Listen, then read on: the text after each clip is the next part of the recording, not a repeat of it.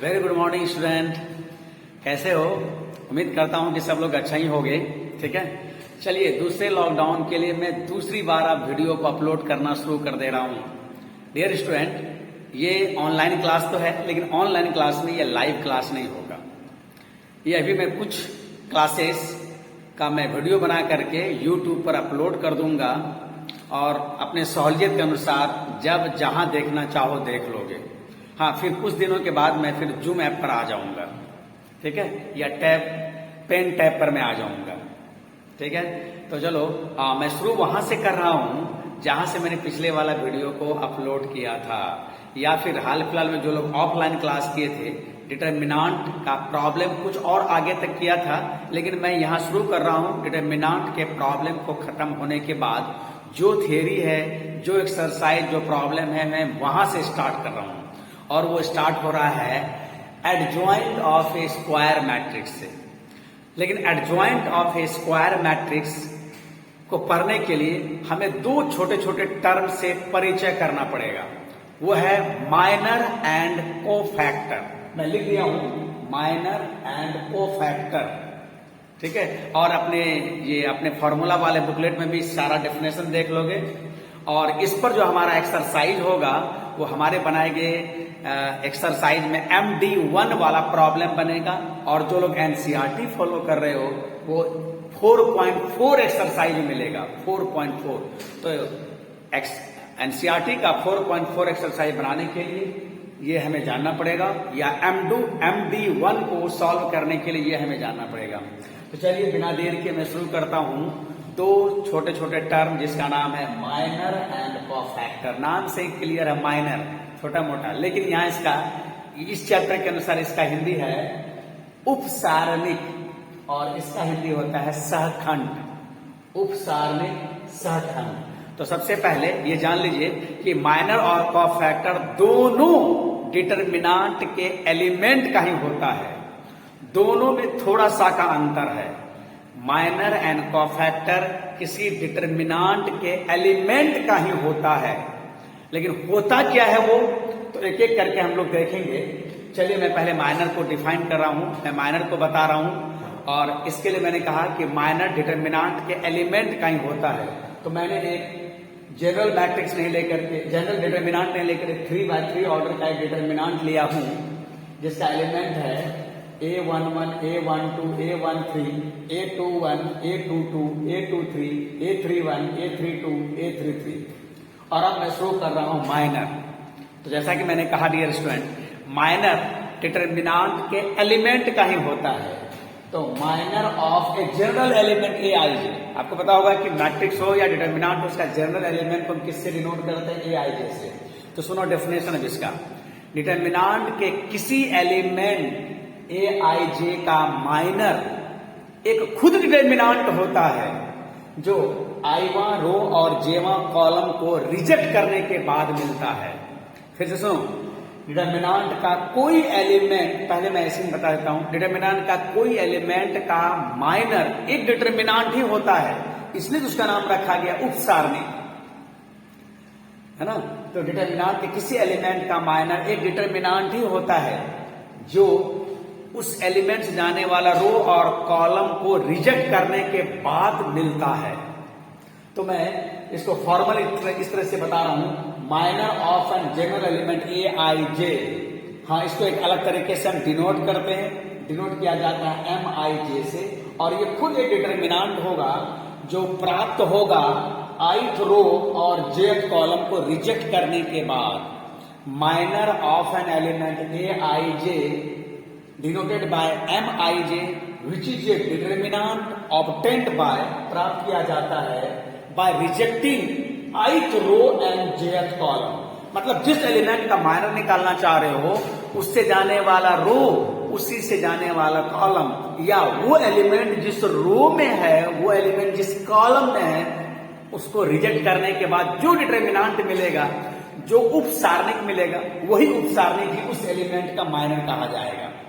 तो minor of an element Aij हम Mij से सूचित करते हैं, डिनोट करते हैं। और एक डिटर्मिनांट ही होता है जो ith रो या jth कॉलम को रिजेक्ट करने, ith रो jth कॉलम को रिजेक्ट करने के बाद प्राप्त होता है, जिसे मैंने इंग्लिश में लिख दिया है और हमारे बनाए गए बुकलेट में आपको हिंदी इंग्लिश दोनों लिखा हुआ मिलेगा, आप वहां देख सकते हो। तो मैं यहाँ पर समय बचाने के लिए मैं इसको सिर्फ अंग्रेजी में ही लिख रहा हूँ, बट समझाने के लिए मैं दोनों समझा दे रहा हूँ। तो चलिए एक एग्जाम्पल हम देखते हैं। Minor of element A11 denoted by M11, और बताइए अब क्या होगा। According to definition, one row, first row और फर्स्ट कॉलम को रिजेक्ट करने के बाद, फर्स्ट रो फर्स्ट कॉलम को रिजेक्ट करने के बाद जो डिटर्मिनांट मिलेगा वही डिटर्मिनांट ही उस एलिमेंट का माइनर होगा। ये देखिए, और इसके बाद हम इसका वैल्यू तो हम जानते ही है निकालने के लिए। सेकेंड ऑर्डर का डिटर्मिनांट का वैल्यू सबको पता है कैसे निकालते हैं। Similarly minor of the element A12 हम इससे डिनोट करेंगे M12 से, और ये खुद एक डिटर्मिनांट होता है जो फर्स्ट रो या second column, first row and second column, first row and second column को रिजेक्ट करने के बाद जो डिटर्मिनांट मिलेगा उसी को मैंने लिखा है। या इसी बात को हम ऐसे ही बोलते हैं, जिस एलिमेंट का माइनर निकालना हो वो एलिमेंट जिस रो जिस कॉलम में है उसको रिजेक्ट कर दो। ठीक है, चलिए अब हम एक तीसरा एलिमेंट ले रहे हैं, माइनर ऑफ एलिमेंट A13 हम डिनोट करेंगे M13 से, और ये खुद एक डिटर्मिनांट होगा जो first row third column, first row और थर्ड कॉलम, या कहिए कि वो एलिमेंट जिस रो में है जिस कॉलम में है उसको रिजेक्ट करने के बाद जो डिटर्मिनांट मिलेगा that will be the minor of that element. Similarly मैं एक और एलिमेंट ले रहा हूं, minor of A21, minor of element A21 हम जिसे डिनोट करेंगे M21 से, और ये खुद एक डिटर्मिनांट होगा, हिंदी में उप सारणिक होगा जो सारणिक जैसा है। और ये कैसे ऑब्टेंड होगा, कैसे निकाला जाएगा, कैसे डिफाइन होगा, तो second row first column, second row first column को रिजेक्ट करने के बाद जो डिटर्मिनांट मिलेगा वही डिटर्मिनांट ही हमारा उस एलिमेंट का माइनर होगा। तो मेरे ख्याल से 4 एग्जाम्पल सफिशिएंट है माइनर वर्ड को समझाने के लिए। ठीक है, और हम लोग फिर प्रॉब्लम आकर के हम देखेंगे। ठीक है, तो माइनर जस्ट कोई नया प्रोसेस नहीं है, याद करो डिटर्मिनांट को जैसे हम एक्सपैंड करते थे ना, थोड़ा थोड़ा वैसा ही मिलता है, एग्जैक्ट तो नहीं बट वैसा ही है थोड़ा। चलिए अब हम लोग चलते हैं, इसी तरह से आप और भी एलिमेंट के लिख लोगे। जब प्रॉब्लम बनाएंगे तो हम ये लाइन नहीं लिखेंगे, सीधा M11 से हम समझ लेंगे। जैसे सिमिलरली मैं अगर और मैं लिखना चाहूं, जैसे माइनर ऑफ एलिमेंट A32, अब मैं ये वर्ड नहीं लिख रहा हूं, सीधा सिंबल लिख रहा हूं, माइनर ऑफ एलिमेंट 32, इस तरह से हम डिनोट करेंगे। और ये एक डिटर्मिनांट होगा जो थर्ड रो सेकंड कॉलम को रिजेक्ट करने के बाद, थर्ड रो सेकंड कॉलम, या कहो कि वो एलिमेंट जिस रो में है जिस कॉलम में है उसको रिजेक्ट करने के बाद जो डिटर्मिनांट मिलेगा, जैसे A11, A13, A31 है ना, और A33, ये रहा इससे जाने वाला रो, सॉरी गड़बड़ हो गया, A32 है ना, तो A11 होगा, A13 होगा, A21 होगा, A21 होगा, और A23 होगा, A23। इस तरह से कोई भी एलिमेंट का माइनर निकाल सकते हैं। बट याद रहे डियर स्टूडेंट, हम जिस भी डिटर्मिनांट के एलिमेंट का माइनर निकालते हैं वो डिटर्मिनांट 2 या 2 से अधिक ऑर्डर का होना चाहिए, 2 या 2 से अधिक ऑर्डर का। 1 ऑर्डर के डिटर्मिनांट के एलिमेंट का माइनर नहीं हो सकता है। ठीक है, देयरफॉर अगर मैं थर्ड ऑर्डर की बात करता हूं तो ऐसा 9 एलिमेंट है, देयरफॉर ऐसा 9 माइनर मिलेगा। ठीक है, और बहुत आसानी से निकाल सकते हैं। अब मैं आता हूं दूसरा इंपॉर्टेंट टर्म, प्रॉब्लम से भी बनाऊंगा तो और भी क्लियर हो जाएगा। अब मैं दूसरा इंपॉर्टेंट टर्म में आता हूं, कोफैक्टर। चलिए मैं कोफैक्टर लेता हूं, कोफैक्टर। कोफैक्टर क्या है फिर सुन लीजिए पहले। कोफैक्टर मैं जैसा कहा कि माइनर एंड कोफैक्टर दोनों ही डिटर्मिनांट के एलिमेंट का होता है। तो माइनर डिटर्मिनांट के एलिमेंट का क्या होता है तो मैं बताया। अब डिटर्मिनांट के एलिमेंट का कोफैक्टर, जिसे हम हिंदी में सहखंड बोलते हैं, हिंदी इस नाम से एकदम क्लियर पता नहीं चलता है और अंग्रेजी नाम से भी नहीं, ये सीधा डेफिनेशन से पता चलेगा। चलिए हम देखते हैं इसका डेफिनेशन कोफैक्टर क्या है। तो हम जनरल एलिमेंट लेते हैं जी, cofactor of general element. Cofactor of AIJ।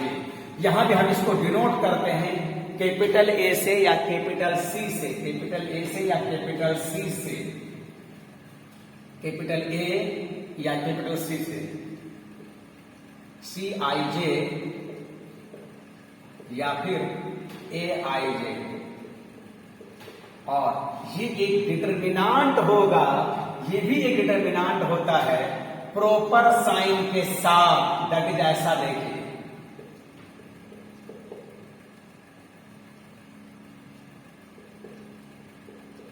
बस।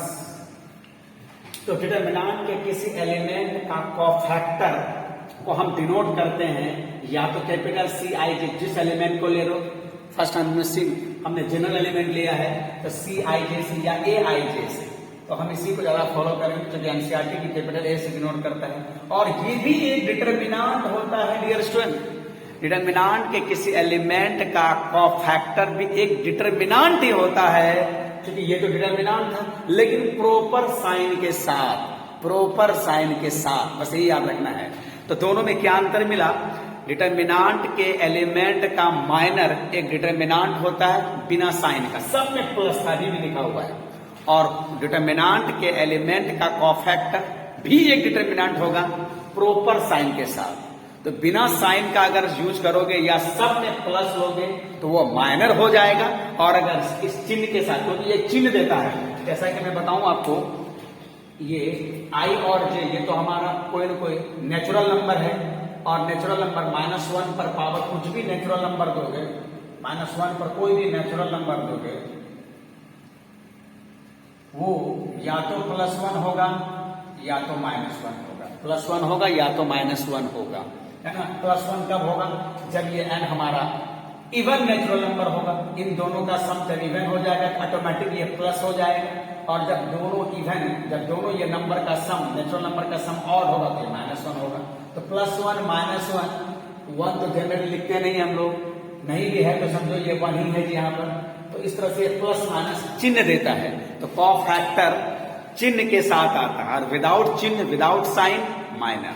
ठीक है, तो चलिए मैं आपको कुछ एग्जांपल लेके आप समझाता हूं। इसी को मैं आगे कर रहा हूं, देखो तो यहीं पर मैं कॉफैक्टर लिख दे रहा हूं।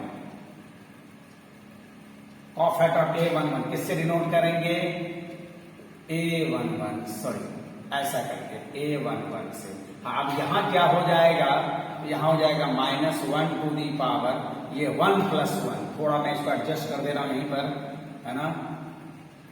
देखिए A11 और ये हो जाएगा -1 टू दी पावर 1 + 1, 1 + 1, 1 + 1, ये 1 + 1 है, ये 1 + 1, 1 + 1। और मैं थोड़ा सा और आगे बढ़ा दूं तो ऐसा हो जाएगा, -1 टू दी पावर इवन हो जाएगा तो ये प्लस हो जाएगा, plus A22, A23, A32, A33, ये रहा हमारा कॉफैक्टर ऑफ एलिमेंट A11। अच्छा, similarly cofactor of element A12 कैसे डिनोट करेंगे? हम इसको डिनोट करेंगे इस तरह से A12, और हो जाएगा according to definition -1 to the power 1 + 2, 1 + 2, 1 + 2, देखिए 1 + 2, और तभी कितना हो जाएगा? -1 to the power 1 + 2, that is odd, और -1 पर पावर ऑड होगा तो माइनस होगा, देयरफॉर ऐसा हो गया माइनस, और A21, A23, A31, A33, ये रहा हमारा cofactor of the element A12, जिसे हम कैपिटल A या कैपिटल C से डिनोट करते हैं, और वो भी एक डिटरमिनेंट ही होता है with proper sign plus minus. अच्छा, similarly we want to find cofactor of element A13 denoted by, इस तरह से डिनोट करेंगे हम A13, और according to definition -1 to the power होगा 1 + 3, थोड़ा सा कंजेस्टेड हो जाता है इसीलिए 1 + 3। हाँ माय डियर स्टूडेंट, -1 पर पावर इवन होगा तो कितना हो जाएगा? Plus, it will B plus. तो और रेस्ट एलिमेंट तो वैसा ही लिखूंगा मैं, A21, A22, ये रहा A31, A32, और फिर आपको पता है कि इसके बाद ये सेकंड ऑर्डर का डिटरमिनांट एक नंबर होता है, एक वैल्यू होता है, और सेकंड ऑर्डर के डिटरमिनांट का वैल्यू कैसे निकालते हैं ये सबको पता है। फिर भी मैं भी एक निकाल के बता दूंगा, बट एक एलिमेंट का कॉफैक्टर मैं और निकाल लेता हूं। Cofactor of the element A21 किससे डिनोट करेंगे, तो कैपिटल A21 से डिनोट करेंगे, और according to definition -1 to the power होगा 2 + 1, 2 + 1, और 2 + 1 देखिए 2 + 1 ये एक ऑड नंबर है, -1 का पावर ऑड एक माइनस होगा, therefore cofactor of element A21 क्या हो जाएगा, माइनस। तो ये ऐसा हो गया A12 A13 A32 और ये रहा हमारा, दिख रहा है या नहीं दिख रहा है, ये नहीं दिख रहा है, चलो कोई बात नहीं दिख रहा है तो मैं इसको थोड़ा सा आगे ऊपर कर दूंगा। अच्छा मैं दिखा देता हूँ, दिख जाएगा, चलो मैं थोड़ा सा ऐसा कर दे रहा हूँ, थोड़ा सा ऐसा कर दूंगा तो दिख जाएगा। देख लो फिर ऐसा हो जाएगा ये माइनस, और ये रहा हमारा A12 A13 और A32 A33, ये रहा हमारा कॉफैक्टर। तो डियर स्टूडेंट, कॉफैक्टर और माइनर एंड कॉफैक्टर दोनों डिटरमिनांट के एलिमेंट का ही होता है, और वो एक डिटरमिनांट होता है विथ साइन तो कॉफैक्टर, विदाउट साइन मतलब सब प्लस तो माइनर होगा, without sign minor, with sign plus minus cofactor. अच्छा इस बात को ऐसे समझो, ये साइन वही साइन है जो हम लोग डिटरमिनांट को एक्सपैंड करने में यूज करते थे। जरा देखो, डिटरमिनांट को एक्सपैंड करने में यूज करते थे, ठीक है। अब मैं फिर वहां से आ रहा हूं, देख लो हेडिंग हमारा था minor and cofactor, minor and cofactor, ठीक है। हाँ ये वही साइन है डियर स्टूडेंट जो कि हम लोग डिटरमिनांट को एक्सपैंड करने में यूज करते हैं, plus minus plus minus plus minus plus minus plus, ठीक है। आप जब ध्यान से देखो तो पता चलेगा डिटरमिनांट के किसी एलिमेंट का कॉफैक्टर तो हम सबसे पहले कैपिटल A से डिनोट करेंगे, और यहां ये प्रॉब्लम बनाने में, ये थियोरेटिकल समझने के लिए ठीक है, लेकिन प्रॉब्लम बनाने में हम ये यूज नहीं करेंगे, हम डायरेक्ट ये प्लस माइनस यहां से ही लिख देंगे।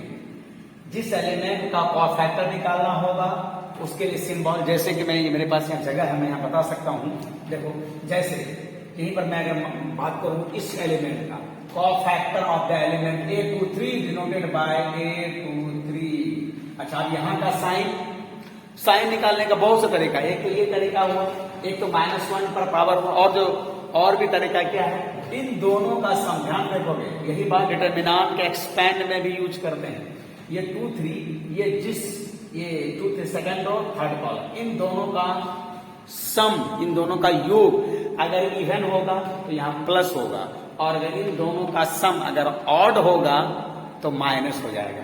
जैसा क्लियर है, इन दोनों का सम योग ऑड है तो माइनस होगा, और ऐसे भी यहां से देखिए ये 2 3 यहाँ का एलिमेंट है, माइनस है, और उसके बाद उससे जाने वाला रो, उससे जाने वाला कॉलम को रिजेक्ट कर दीजिए तो क्या मिलेगा, उससे जाने वाला A2 3, इससे जाने वाला रो, जाने वाला कॉलम A11 A12 और A13 A12 और फिर A31 और A32।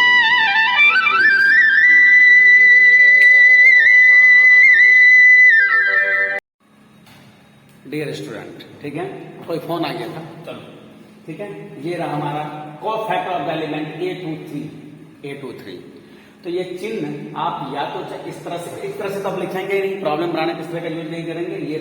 ये साइन तुम या तो इस टेबल से भी यूज कर सकते हो, या फिर ये दोनों का सम अगर इवन नंबर होगा तो प्लस होगा, इन दोनों का सम अगर ऑड नंबर होगा तो माइनस हो जाएगा।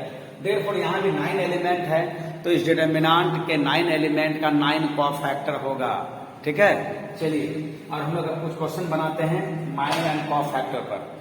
और जैसा कि मैंने कहा कि एनसीईआरटी अगर बुक फॉलो करते हो तो एनसीईआरटी बुक में 4.4 एक्सरसाइज मिलेगा, और मेरे बनाए गए बुकलेट में MD1, ठीक है। चलिए प्रॉब्लम बनाते हैं।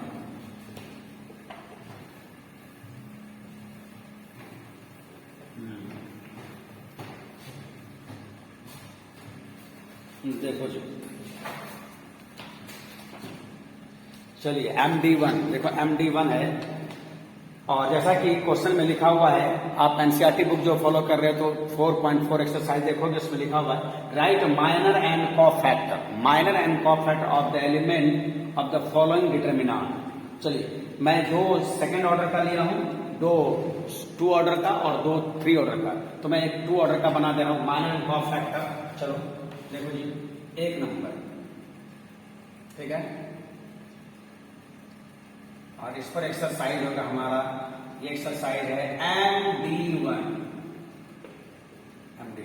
चलिए 1 नंबर क्वेश्चन का 1 नंबर ले रहा हूं, इसको थोड़ी देर के लिए सहूलियत के लिए मैं ऐसा मान ले रहा हूं, और इधर देखो कितना है ये 2 - 4 और ये है 0 3। यहाँ 4 एलिमेंट है तो 4 माइनर होगा, 4 कोफैक्टर होगा। फटाफट मैं देखता हूं, हालांकि मैं इस क्वेश्चन में लिख दे रहा हूं, लेकिन इसके बाद वाले क्वेश्चन में नहीं लिखूंगा। माइनर ऑफ 2 डिनोट करेंगे M11 से, और क्या होगा भाई, minor of element 2 denoted by M11, क्योंकि इसका पोजीशन 11 में है, ठीक है। हाँ भाई देखना चाहिए, हाँ दिख तो रहा है, चलो ठीक है। अच्छा चलिए, अब क्या क्या अकॉर्डिंग टू डेफिनेशन है, पहला रो पहला कॉलम, फर्स्ट कॉलम को रिजेक्ट करने के बाद या कहिए कि जिस एलिमेंट का माइनर निकाल रहे हो उससे जाने वाला रो, उससे जाने वाला कॉलम, उससे गुजरने वाला रो और कॉलम को रिजेक्ट कर दीजिए, तो आगे हमारा ऐसा ही है। और फर्स्ट ऑर्डर के डिटरमिनेंट का वैल्यू वही होता है जो एलिमेंट होता है। सिमिलरली माइनर ऑफ एलिमेंट -4 हम डिनोट करेंगे M12 से, और अकॉर्डिंग टू डेफिनेशन इससे क्रॉस करने वाला रो और कॉलम को रिजेक्ट कर दिया, हो गया डिटरमिनेंट 0, और 1 ऑर्डर के डिटरमिनेंट का वैल्यू एलिमेंट ही होता है। Similarly minor of element 0 denoted by M21, और ये क्या होगा, इससे जाने वाला रो जाने वाला कॉलम को रिजेक्ट कर दीजिए, -4। और डियर स्टूडेंट ये मोड नहीं है, ये डिटरमिनेंट है, और 1 ऑर्डर के डिटरमिनेंट का वैल्यू वही होता है जो डिटरमिनेंट जो एलिमेंट होता है जी, ठीक है। चलिए -4, ये रहा हमारा -4, ठीक है। Similarly minor of element 3 denoted by M22, determinant obtained by rejecting या ओमिटिंग या neglecting row and column passing through this element, that is 2, और इस एलिमेंट का इस 1 ऑर्डर के डिटरमिनेंट का वैल्यू एलिमेंट ही होता है। इस तरह से हमने माइनर निकाला जी। अब जरा इधर देखिए तो सिमिलरली अगर मैं कोफैक्टर निकालूं, इसका कोफैक्टर ऑफ 2 इससे डिनोट करेंगे A11 से डिनोट करेंगे, और क्या होगा, तो उससे जाने वाला रो जाने वाला कॉलम तो रिजेक्ट कर देंगे, लेकिन उससे पहले यहाँ साइन देखेंगे। साइन इन दोनों का सम क्या हो रहा है, इवन हो रहा है, तो प्लस होगा। या यहां से भी देख सकते हो 2 ऑर्डर के लिए, 2 ऑर्डर को देखना तो ये देख लेंगे हम लोग प्लस, और फिर उससे जाने वाला रो और कॉलम को रिजेक्ट कर देंगे। 3 कितना हो गया, +3, दैट इज 3, ठीक है। ये रहा हमारा cofactor. Similarly cofactor of element -4 denoted by A12, और अब बताइए इन दोनों का सम ऑड हो रहा है, इसलिए यहाँ माइनस होगा, या फिर यहां से भी तो माइनस भेज सकते हो। अब हम लोग इस तरह से -1 to the power 1 + 1 ऐसा नहीं लिखेंगे, वो थियोरिटिकली अच्छा है लेकिन प्रॉब्लम बनाने के लिए सुटेबल नहीं है। चलिए अब यहां से मैं देखता हूं, यहां से क्या हो जाएगा भाई, माइनस तो होगा ही होगा क्योंकि इन दोनों का सम ऑड है, या फिर साइन कन्वेंशन से यहाँ का साइन माइनस है, माइनस दिया और उससे जाने वाला रो और कॉलम को रिजेक्ट कर दिया, हो गया 0, और फिर हो गया -0, बट 0 के आगे प्लस माइनस कुछ नहीं लगाते स्टूडेंट, ठीक है जी। हाँ जी, अब चलो कोफैक्टर ऑफ द एलिमेंट 0 इससे डिनोट करेंगे A21 से, क्या होगा, साइन माइनस होगा क्योंकि दोनों का सम हमारा ऑड हो रहा है, या फिर यहां से भी देखिए माइनस है, और फिर इसके बाद क्या होगा, उससे जाने वाला रो जाने वाला कॉलम को रिजेक्ट कर दीजिए, -4 -4, हाँ ये -4। और अब बताओ भाई -4, ये माइनस तो रहेगा, बट डिटर्मिनांट ध्यान देना, डिटर्मिनांट वन ऑर्डर के डिटर्मिनांट का वैल्यू, डिटर्मिनांट एक नंबर या वैल्यू होता है, तो डिटर्मिनांट वन ऑर्डर के डिटर्मिनांट का वैल्यू वही होगा जो एलिमेंट होगा, तो -4 that is +4। Similarly, cofactor of the element 3 denoted by a to 2, और क्या हो जाएगा उसमें आने वाला रो जाने वाला कॉलम, ठीक है, उसमें आने वाला रो जाने वाला कॉलम प्रोजेक्ट कर दिया, और क्या हो जाएगा तब बताओ 2, और ये हो जाएगा 2। इस तरह से एक 2 ऑर्डर के डिटर्मिनेंट के एवरी एलिमेंट का हमने कॉफैक्टर निकाला, और सॉरी माइनर निकाला और कॉफैक्टर निकाला, ठीक है। अब एक 3 ऑर्डर का लेते हैं, चलते हैं 3 ऑर्डर और इसको अगर उतारना है, जो लोग पढ़ लिए तो ठीक हो, जो लोग नहीं पढ़े हो तो फिर से उसका रिवीजन हो रहा है। जो लोग उतारना चाह रहे हो तो थोड़ा वीडियो को रोक करके पॉज करके इसको आप उतार सकते हो, ठीक है। चलता हूं मैं 3 ऑर्डर के लिए थोड़ा मुझे लेना पड़ेगा ये, और अब यहां से मैं ले रहा हूं, देखो चलो एक 3 ऑर्डर का लेता हूं। 3 ऑर्डर का मान लो मैं 4 नंबर ले रहा हूं थोड़ी देर के लिए, या 3 नंबर ही ले लेता हूं मैं, 3 नंबर, और थोड़ी देर के लिए इसको मैं मान लूंगा लेफ्ट। देखो तो क्या है ये 1 0 0 1 0 0 0 1 0 0 1 0 और है 0 0 1 0 0 1। चलो ये डिटर्मिनेंट है, फिर से मैं मिला लेता हूँ 1 0 0 0 1 0 0 0 1, ठीक है। हाँ देखो ये तो आइडेंटिटी मैट्रिक्स है जी, ये तो आइडेंटिटी मैट्रिक्स में दिया हुआ है। चलो कोई बात नहीं, कुछ भी ले लिया है ना, हाँ हालांकि ये वाला लेकर तो ज्यादा अच्छा होता। चलो मैं इसको हटा करके दूसरे वाला ले रहा हूँ, ये तो बड़ा आसान, थोड़ा सा टफ लेना है। 1 0 4 1 0 4 3 5 -1 3 5 -1 और है 0 1 2 0 1 2। चलो 0 1 2 फिर से मिला लेता हूँ मैं 1 0 4 1 0 4 3 5 -1 0 1 2। ओके ठीक है जी स्टूडेंट, चलो हाँ जी, अब मैं ये वर्ड नहीं लिखूंगा, सीधा मैं सिंबल से काम करूंगा जी। चलो देखो चलो अब देखता हूं मैं यहां से शुरू करता हूं मैं, चलो यहां शुरू करता हूं माइनर ऑफ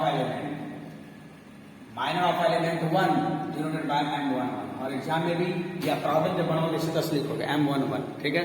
चलिए M11 तो माइनर निकालने में, डियर स्टूडेंट माइनर निकालने में कोई साइन फॉलो नहीं करते हैं, कोई साइन कन्वेंशन फॉलो नहीं करते हैं, सब प्लस हो जाता है। तो माइनर ऑफ दिस एलिमेंट क्या होगा, चलो उससे जाने वाला रो पहला कॉलम या उस एलिमेंट से जाने वाला रो जाने वाला कॉलम को रिजेक्ट कर दीजिए, हो जाएगा 5 -1 1 2। और जैसा कि सेकंड ऑर्डर के डिटर्मिनेंट का वैल्यू निकालने के लिए सबको पता है कैसे निकालते हो, तो प्रोडक्ट ऑफ मेन डायगोनल, इस दोनों मेन डायगोनल एलिमेंट का प्रोडक्ट है ना 10, ठीक है, इन दोनों का product minus product of secondary diagonal element, ये रहा -1, और दोनों का डिफरेंस कितना हो गया 11 हो गया भाई, ठीक है। ये रहा हमारा minor. Similarly minor of element 0, minor of element 0 बोलेंगे बट डिनोट करेंगे M12 से, और क्या होगा ये सब तो प्लस होगा ही होगा। फर्स्ट रो सेकंड कॉलम, या तो 0 से जाने वाला रो 0 से जाने वाला कॉलम को रिजेक्ट करने के बाद जो डिटर्मिनेंट मिलता है वो ये है 3 -1 और 3 -1 0 2। फटाफट यहां से बोलता हूं मैं, product of main diagonal, product of principal diagonal 6 minus according to definition, ये परिभाषा से आता है, और product of secondary diagonal it will be 0, so 6। Now minor of element 4 denoted by M13। क्यों भाई M13 क्यों बोला मैंने, क्योंकि ये पहला रो और तीसरा कॉलम में है, रो वाले को पहले कॉलम वाले को बाद में लिखते हैं। चलिए क्या हो जाएगा, तो this is the determinant obtained by rejecting row and column passing through this element, 3 5 0 1। ठीक है, कितना हो जाएगा? Product of principal diagonal 3, product of secondary diagonal 0, ये हो गया 3। Similarly minor of element 3 denoted by M21, और बोलिए कितना हो जाएगा? M21 क्या हो जाएगा? उससे जाने वाला रो, उससे जाने वाला कॉलम। तो ध्यान से, जरा भी कंसंट्रेशन भंग हुआ स्टूडेंट तो ये फिर गड़बड़ हो जाएगा। 0 4 और 1 2। हाँ जी, ठीक है।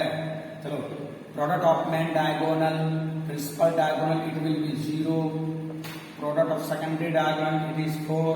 सो minor of the element 3 denoted by 2 1, second row first column, second row first column क्या हो जाएगा?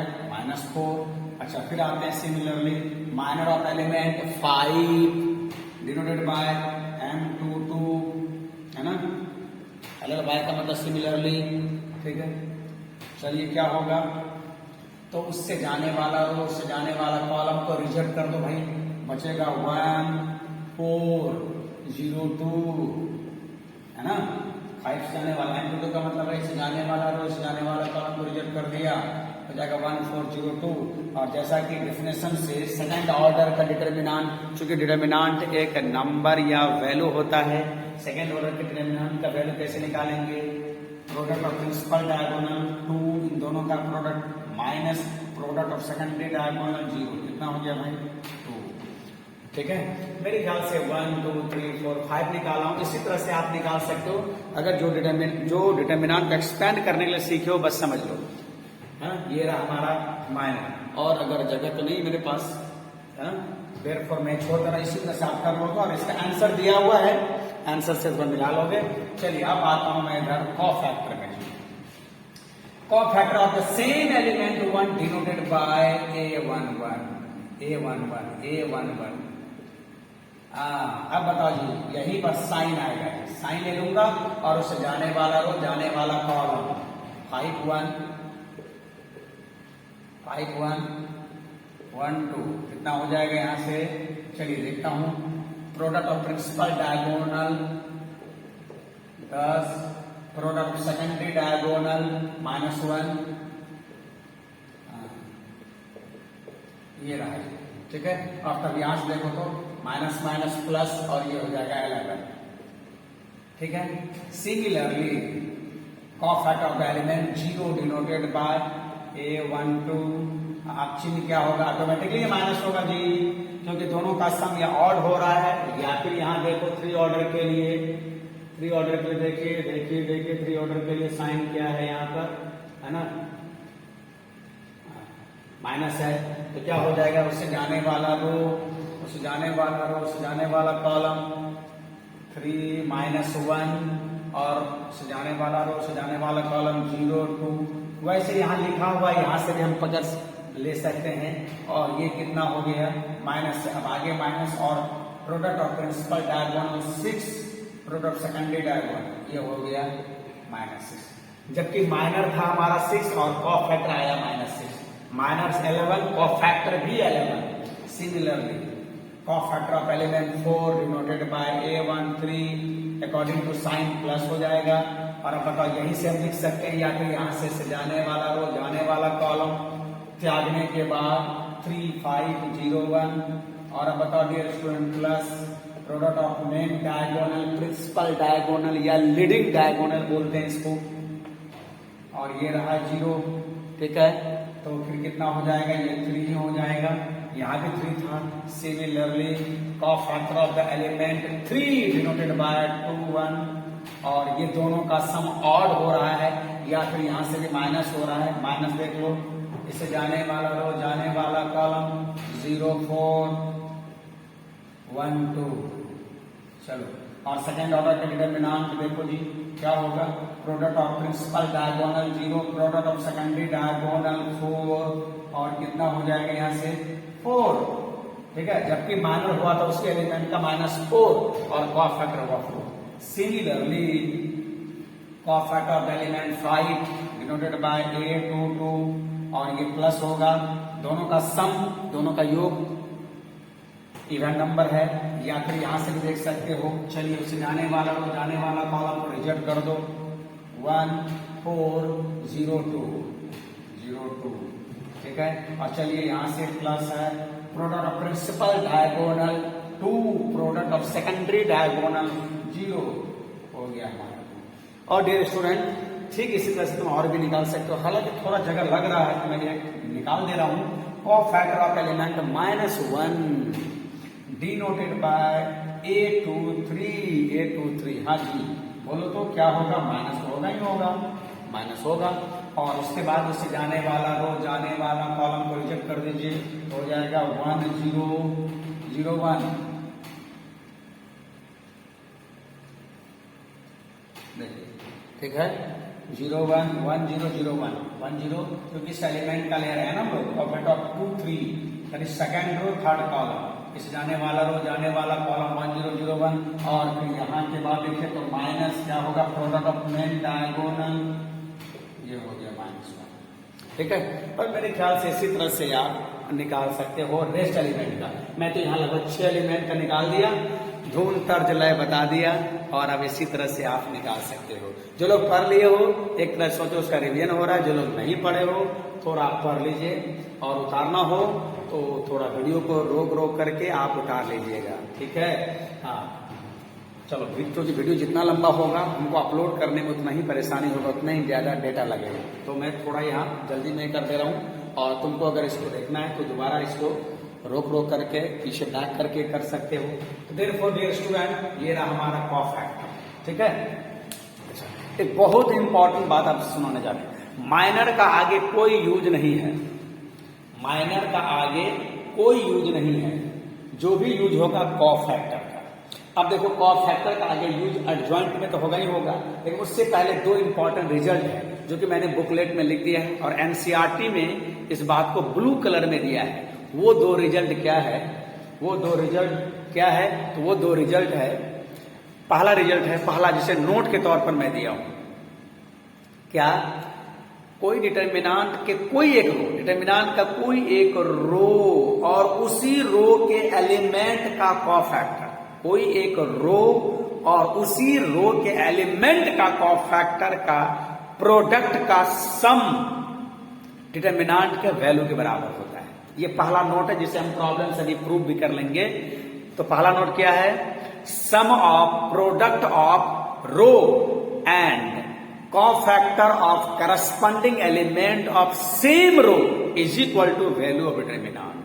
फिर से सुन लीजिए, डिटर्मिनांट के कोई एक रो, इसी तरह से कॉलम वाइज भी सोच सकते हो, मैं रो वाइज बता दे रहा हूं, इसी तरह से कॉलम वाइज। डिटर्मिनांट का कोई एक रो और उसी रो के एलिमेंट का कोफैक्टर का सम डिटर्मिनांट के वैल्यू के बराबर होता है। अब देखो इसको मैं मैथमेटिकली लिख दे रहा हूं तो एकदम क्लियर हो जाएगा जी क्या होता है। देखो मैं नोट लिख दे रहा हूं, माइनर का कोई यूज नहीं, माइनर खत्म हो गया, बस यहीं तक है। और माइनर में ही प्लस माइनस लगा देने से कोफैक्टर बन जाता है डियर स्टूडेंट, और आप अब के बाद से कोफैक्टर कहीं ज्यादा यूज होगा। और अब देखो कोफैक्टर का पहला रिजल्ट नोट, ठीक है, दिख रहा है नोट? चलो नहीं दिख रहा है, थोड़ा मैं और कर देता हूं। नोट, ये देखो नोट, अब दिख रहा होगा नोट। हाँ, तो पहला नोट क्या है, देखो पहला नोट क्या है, यहीं पर पहला नोट, हाँ, कोई एक रो का एलिमेंट, कोई एक रो का एलिमेंट और उसी रो के एलिमेंट का कोफैक्टर, दैट इज, हालांकि फॉर्मूले वाले बुकलेट या एनसीईआरटी या किसी भी राइटर ने सबने लिखा है। जैसे देखो इसी बात को मैथमेटिकली अगर मैं लिखूं तो A11 और इसी एलिमेंट का cofactor A11 plus A12 plus, देखो पहला रो पहला कॉलम, पहला रो दूसरा कॉलम, और फिर उसी एलिमेंट का कोफैक्टर A13 और सॉरी इनटू A13, कोई एक रो का एलिमेंट, मान लो पहला रो का एलिमेंट लिया और उसी रो के एलिमेंट का कोफैक्टर का संगत प्रोडक्ट का सम, ये डिटर्मिनांट के वैल्यू के बराबर होगा, डिटर्मिनांट के वैल्यू के बराबर होता है स्टूडेंट, ठीक है। देख लो मैं इसको भी प्रूव भी कर दे रहा हूं। सिमिलरली तुम और अगर करना चाहो और करना चाहो थोड़ी देर के लिए, अगर मैं यहां पर ऐसा लिख देता हूं, डियर स्टूडेंट देखो, अगर मैं ऐसा लिखता हूं A11, A12, A13, A21, A22, A23, A31, A32, A33, ठीक है। जो दिख रहा हो कहाँ दिख रहा है, चलिए हाँ देखो, अब की बार मैंने पहला रो का एलिमेंट लिया और उसी रो के एलिमेंट का कोफैक्टर का प्रोडक्ट, एलिमेंट और एलिमेंट, ये देखो ये गुना है, ये गुना है ना, वो एक रो। अब की बार मैं अगर कॉलम वाइज ले लूं, मान लो मैं ये सेकंड थर्ड कॉलम लिया, ठीक है, और मैं अगर मैं बोलूं और तो ऐसा कर दे रहा हूं मैं A13 into A13 plus A23 और ये है A3 क्या हो जाएगा, वैल्यू ऑफ डिटरमिनेंट।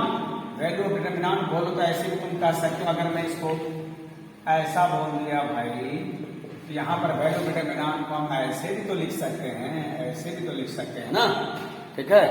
तो डियर स्टूडेंट, कोई डिटरमिनेंट का कोई एक रो या कोई एक कॉलम का एलिमेंट और उसी रो और या उसी कॉलम के एलिमेंट का कोफैक्टर का प्रोडक्ट का सम डिटरमिनेंट के वैल्यू के बराबर होता है। अब मैं इसको अगर प्रूव करूं तो देखो, जैसे ऐसे ही हो जाता है वैल्यू डिटरमिनेंट, देखो जैसे यही है। इसके प्रूफ के लिए, इसके वेरिफिकेशन के लिए मैं ऐसा करता हूं, इस डिटरमिनेंट का वैल्यू निकालता हूं, देखो यहां पर निकला हुआ है, ठीक है। पहले मैं पुराने तरीके से इसका वैल्यू निकाल देता हूं, पुराने तरीके से इसका वैल्यू निकालता हूं, ठीक है। चलो पुराने तरीके से डिटरमिनेंट का वैल्यू कितना होगा, पुराने तरीके से इसका वैल्यू, मान लो फर्स्ट रो के अलाउंट करना चाह रहा हूं, वैल्यू ऑफ दिस डिटरमिनेंट, देखो पुराने तरीके से इसे जाने वाला रो, जाने वाला कॉलम, ऐसे जाने वो एलिमेंट लेंगे और वहां से पहले वहां का साइन लेंगे +1, और अब बताइए उसे जाने वाला रो, जाने वाला कॉलम को हाइड कर दिया, 5 2 10 माइनस माइनस प्लस हो जाएगा, और उसके बाद यहाँ चूंकि 0 है तो खत्म। उसके बाद यहाँ का एलिमेंट प्लस आता है, +4, और उस जाने वाला रो और जाने वाला कॉलम को रिजेक्ट कर दिया, तो हो गया 3 1 3 और -0। देखते कितना आ रहा है जी। चलो फर्स्ट रो के अलाउंट किया है डियर स्टूडेंट, फर्स्ट रो के अलाउंट, ठीक है, फर्स्ट रो के अलाउंट किया है। अब देखो यहाँ से फर्स्ट रो के अलाउंट अगर क्या हो कितना हो जाएगा 11, ठीक, यहाँ हो जाएगा 4 3 12, कितना हो गया 2 3 23 हो गया। ये हमने पुराने तरीके से निकाला। अब अभी अभी जो मैंने नोट 1 बताया उसके हिसाब से देखा जाए, उसके हिसाब से देखो तो अगेन, चलो मैं इसी पर बिठा के दिखाता हूं, लेकिन सबका तो नहीं निकला हुआ है। ऐसा करता हूं, चलो मैं इसको R1 के अलावा भी दिखाते हैं, यहां पर A1 ये सब निकला हुआ है, चलो मैं दिखाता हूं सेकेंड रो के अलावा। सेकेंड रो को मैं ऐसे लिखूंगा A21, ठीक है। फिर देखो जी सॉरी A22, ठीक है। हम इसके अलावा इसमें से कोई भी 6 तरीका होगा, मैं जान बुझे ये वाला ले रहा हूं, है ना। एक तरीके से मैं डिटरमिनेंट का वैल्यू निकाला हूं पुराने तरीके से, और अभी अभी जो नया बात सीखा, क्या सीखा हम लोग नया बात, ठीक है, अगेन, ये अगेन है, अगेन, ठीक है, अगेन है, अगेन,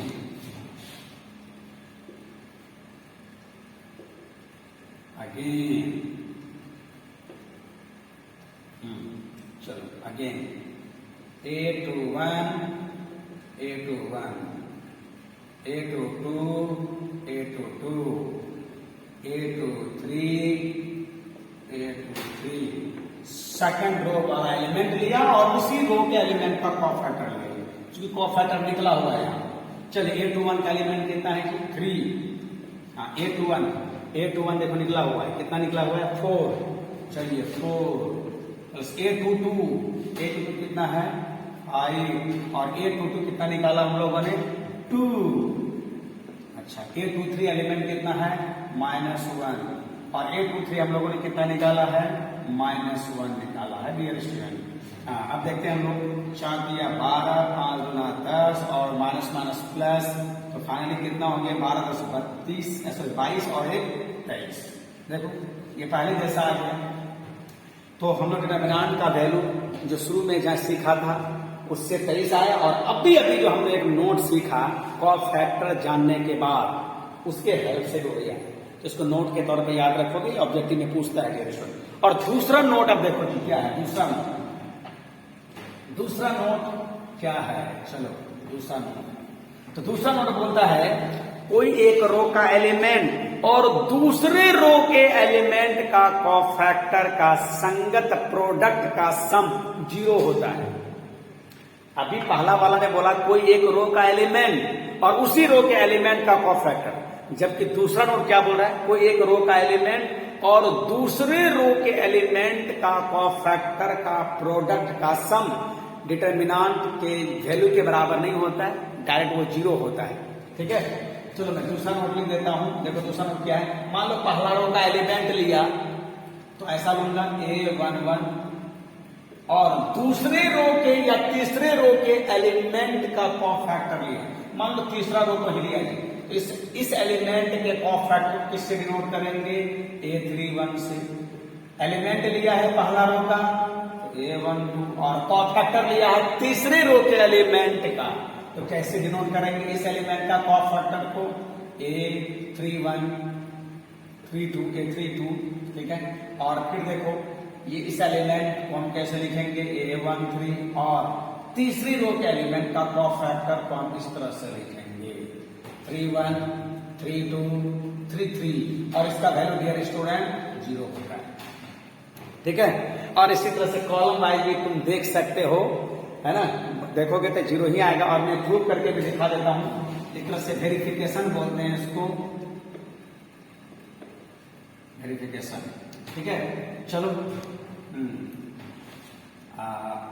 चलो मैं पहला रो का एलिमेंट और दूसरा रो का एलिमेंट का कोफैक्टर लेता हूं।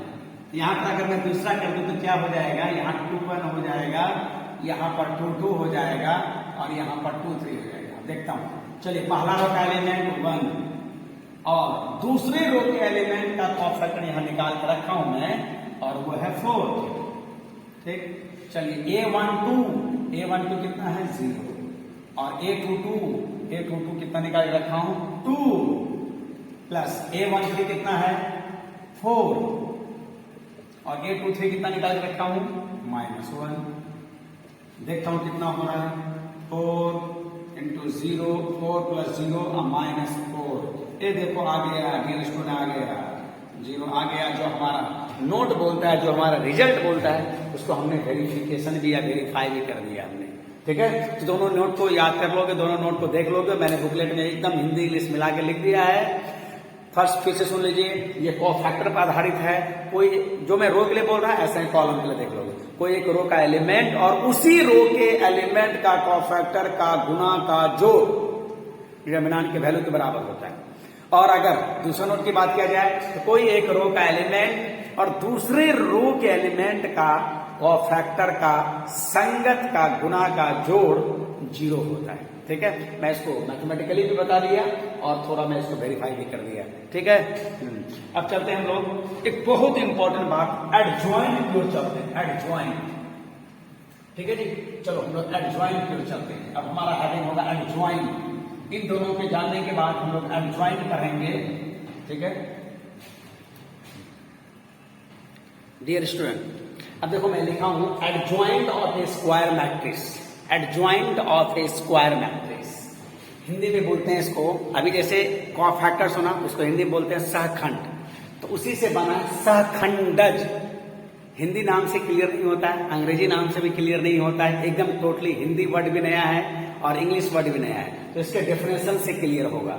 तो ऊपर हेडिंग क्या है, adjoint of A square matrix. अब फिर से हम लोग मैट्रिक्स की ओर रिटर्न हो रहे हैं। स्क्वायर मैट्रिक्स का एडजॉइंट, वर्ग मैट्रिक्स का सहखंडज क्या होता है, तो उसके लिए मैंने एक 3 ऑर्डर का मैट्रिक्स लिया है भाई, एक 3 ऑर्डर का मैट्रिक्स, और झट से उसका करस्पॉन्डिंग डिटरमिनेंट ले लिया है। ये है मैट्रिक्स और ये है उसका डिटरमिनेंट। अब यहां से डेफिनेशन शुरू होता है स्टूडेंट, देखो यहां से हमारा डेफिनेशन शुरू होता है। यहां से बोलता है किसी स्क्वायर मैट्रिक्स का एडजॉइंट को ए डी जे इससे डिनोट करते हैं, लेकिन हम पढ़ते हैं एडजॉइंट ऑफ ए। किसी स्क्वायर मैट्रिक्स का एडजॉइन को हम इस तरह से सूचित करते हैं और इसको एडजॉइंट ऑफ ए ही पढ़ते हैं। पढ़ते ये है लेकिन लिखते ये है, एडीजे ए लिखते ये है, पढ़ते हैं। और वो खुद एक मैट्रिक्स होता है। अब वो मैट्रिक्स कैसे डिफाइन किया गया है तो देखो, गौर से देखो जैसे, यही है डेफिनेशन। इसको मैं थोड़ा घेर दे रहा हूं भाई, यही है डेफिनेशन। हालांकि इस डेफिनेशन को जब तक मैं बताना दूं अच्छा से तो क्लियर नहीं होता है। तो किसी स्क्वायर मैट्रिक्स का एडजॉइन को इस तरह से एडीजे डिनोट किया जाता है, एडजॉइंट ऑफ लिखा जाता है।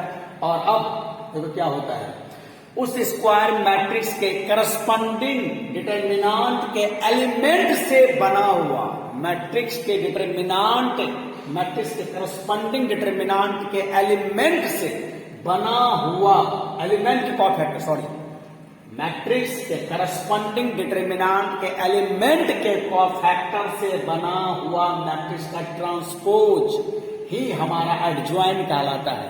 फिर से थोड़ा अच्छे सुन लीजिए, किसी स्क्वायर मैट्रिक्स का एडजॉइंट उसी स्क्वायर मैट्रिक्स के करस्पॉन्डिंग डिटरमिनेंट के एलिमेंट के कॉफैक्टर से बना हुआ, कॉफैक्टर से बना हुआ मैट्रिक्स का ट्रांसपोज ही उस दिया हुआ मैट्रिक्स का एडजॉइंट सखंडज कहलाता है जी। ठीक है, मैट्रिक्स का करस्पॉन्डिंग डिटरमिनेंट, और चूंकि कॉफैक्टर हम डिटरमिनेंट के एलिमेंट का लेते हैं तो मैट्रिक्स से झट से डिटरमिनेंट आ जाएंगे और हर एक एलिमेंट का कॉफैक्टर निकालेंगे और उस कॉफैक्टर से बना हुआ मैट्रिक्स बिग ब्रैकेट से उसका ट्रांसपोज ही उस मैट्रिक्स का एडजॉइंट कहलाएगा। जैसे यहां देखिए, अब मैं इसको क्लियर कर दे रहा हूं। इस एलिमेंट का कॉफैक्टर एवरीबॉडी A11 होगा, कॉफैक्टर ऑफ दिस एलिमेंट ये होगा। हर एक एलिमेंट का कॉफैक्टर से बना हुआ, हमने कॉफैक्टर निकाला नहीं, बस कॉफैक्टर को सिंबॉलिकली लिख दिया है। कॉफैक्टर से बना हुआ मैट्रिक्स का ट्रांसपोज लिया, और ट्रांसपोज का मतलब समझ रहे हो, रो को कॉलम, कॉलम को रो, सोए हुए को जगा दिया और जगे हुए को सुला दिया। ये जो मैट्रिक्स मिला स्टूडेंट, इसी मैट्रिक्स को हम उस दिया हुआ मैट्रिक्स का, इस दिया हुआ मैट्रिक्स का एडजॉइंट बोलते हैं। ठीक है, तो थोड़ा डेफिनेशन आपको लंबा लग सकता है लेकिन आसान है। प्रोसेस लंबा लेकिन बहुत टफ नहीं है। फिर सुन लीजिए, किसी स्क्वायर मैट्रिक्स, याद रहे कि मैट्रिक्स कैसा होना चाहिए, स्क्वायर। तो किसी स्क्वायर मैट्रिक्स का एडजॉइंट एक मैट्रिक्स ही होता है, और वो मैट्रिक्स हम कैसे डिनोट करते हैं, कैसे रीड करते हैं और कैसे निकालते हैं। अंग्रेजी बोलते हैं denoted by and read as and defined by. कैसे लिखा जाता है, कैसे सूचित किया जाता है और कैसे निकाला जाता है। क्या होता है, तो उस मैट्रिक्स के करस्पॉन्डिंग डिटरमिनेंट के एलिमेंट के कॉफैक्टर से बना हुआ मैट्रिक्स का ट्रांसपोज को ही हम लोग क्या बोलते हैं, उस मैट्रिक्स का एडजॉइंट, जो मैंने यहां थोड़ा क्लियर करके दिया है। अब एक छोटा सा लेके चल रहा हूं मैं। हाँ डियर स्टूडेंट, देखो अब मैं एक सेकेंड ऑर्डर का मैट्रिक्स लिया हूं। एक सेकेंड ऑर्डर का मैट्रिक्स, उसका करस्पॉन्डिंग डिटरमिनेंट ये हो जाएगा, करस्पॉन्डिंग डिटरमिनेंट, और उसमें 4 एलिमेंट है तो चारों एलिमेंट का मैं कॉफैक्टर निकाल दिया हूं। चारों एलिमेंट का मैं कॉफैक्टर निकाला हूं। देखो ये रहा चारों एलिमेंट कॉफैक्टर, ये रहा A11, A12, कॉफैक्टर BS निकालने के लिए मैं सिखाया। और इस कॉफैक्टर से बना हुआ मैट्रिक्स का ट्रांसपोज ही उस मैट्रिक्स का एडजॉइंट कहलाएगा।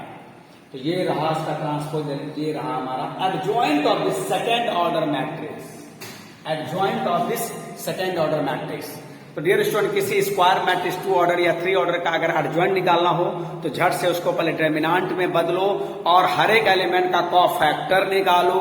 कॉफैक्टर से बना हुआ मैट्रिक्स, जिस एलिमेंट का कॉफैक्टर निकालो, जिस पोजीशन का एलिमेंट का कॉफैक्टर निकालो, उस पोजीशन में कॉफैक्टर को अरेंज करो और वो जो एक मैट्रिक्स मिलेगा उसका ट्रांसपोज ले लेना है, वही हमारा उस मैट्रिक्स का एडजॉइंट होगा। ठीक है, बट डियर स्टूडेंट, सारे राइटर एक बात बोलता है कि सेकेंड ऑर्डर को जब ध्यान से देखो तो सेकेंड ऑर्डर के लिए, अगर सेकेंड ऑर्डर को ध्यान से देखोगे तो जैसे ये मैं मैट्रिक्स लिया हूं और मैं बुकलेट में भी डाल दिया हूं ABCD, देखो ये सेकेंड ऑर्डर का है।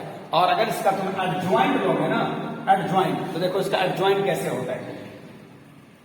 देखो एडजॉइंट बोला कि मेन डायगोनल को इंटरचेंज कर लीजिए।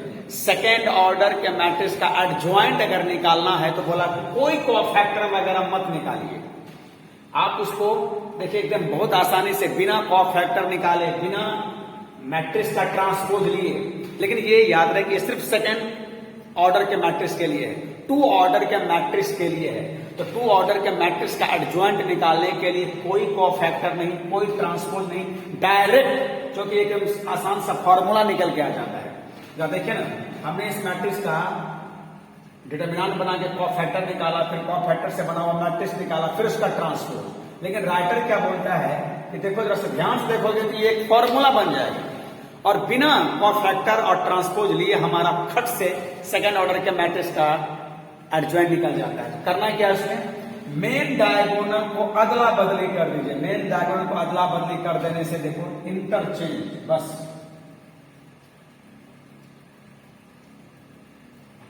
मेन डायगोनल को इंटरचेंज कर देना, मेन डायगोनल को इंटरचेंज कर देना।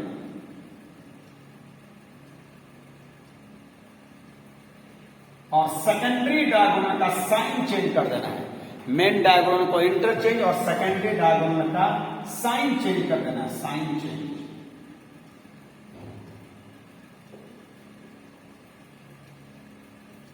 साइन चेंज, मेन डायगोनल को इंटरचेंज और सेकेंडरी डायगोनल का साइन चेंज करने से देखो क्या मिलेगा, डी ए, और इसका सिर्फ साइन चेंज कर देना है, सिर्फ साइन चेंज, बी माइनस, यही मिला है।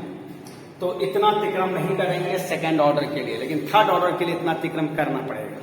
ठीक है, हाँ चलो मैं एक क्वेश्चन इस पर बना के दिखा दे रहा हूं, है ना, और अगले दिन फिर हम लोग कुछ नया काम करेंगे।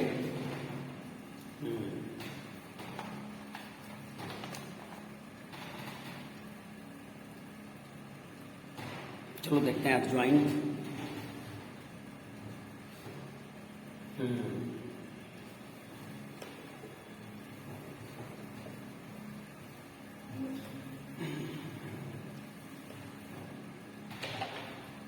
हालांकि उस क्वेश्चन को 2 नंबर क्वेश्चन में कुछ और बात कहना चाह रहा है ना, लेकिन वो सब बात हम लोग अगले क्लास में, कल वाले या परसों वाले क्लास में करेंगे।